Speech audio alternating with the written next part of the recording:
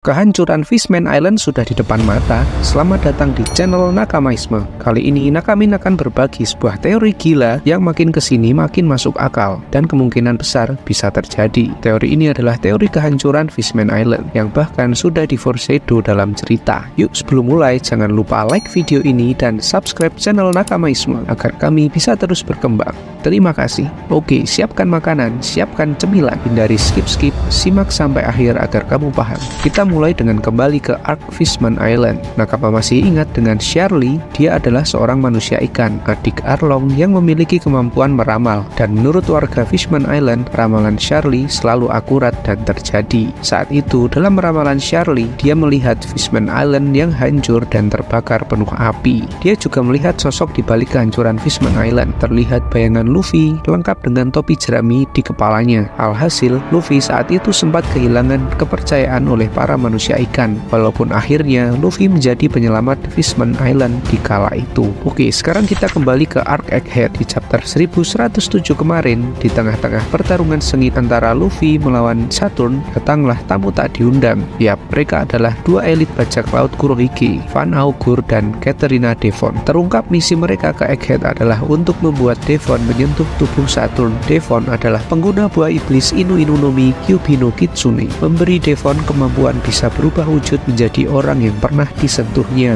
Sampai sini aman? Oke, lanjut. Kita mundur lagi sedikit ke chapter 1103. Saat itu Luffy tepar telah kehabisan tenaga karena sudah terlalu lama menggunakan Gear 5. Seketika di tengah keributan, Luffy mendapat asupan makanan yang tiba-tiba ada di sekitar Luffy. Sontak tenaga Luffy terisi kembali dan bisa bangkit lagi. Nah, teorinya adalah saat itu Van Augur dan Devon lah yang memberi Luffy makanan. Augur menteleport makanan ke area sekitar Luffy, dan Augur juga menteleport Devon untuk menyentuh tubuh Luffy. Setelah Luffy bangkit dan bisa mengajar Saturn sampai terkapar, saat itulah Devon juga bisa menyentuh tubuh Saturn. Lah, apa hubungannya sama Fishman Island, Min? Oke, Nakamin jelasin. Di akhir chapter 1107, Karibu bertemu dengan Augur dan Devon yang akan meninggalkan Egghead. Karibu mengaku ngefans sama Teach. Kemudian dia meminta untuk ikut dengan bajak laut Kurohige dan dipertemukan dengan Teach. Nah, Nakama harus ingat, Karibu ini udah ngikut topi jerami semenjak Ark Fishman Island. Dia mengetahui rahasia penting dan berbahaya selama mengikuti topi jerami. Di Fishman Island, Karibu mengetahui rahasia bahwa salah satu ancient weapon, yaitu Poseidon, menjelma pada sosok Shirahoshi. Di Wano, Karibu juga mengetahui rahasia bahwa ancient weapon lainnya, yaitu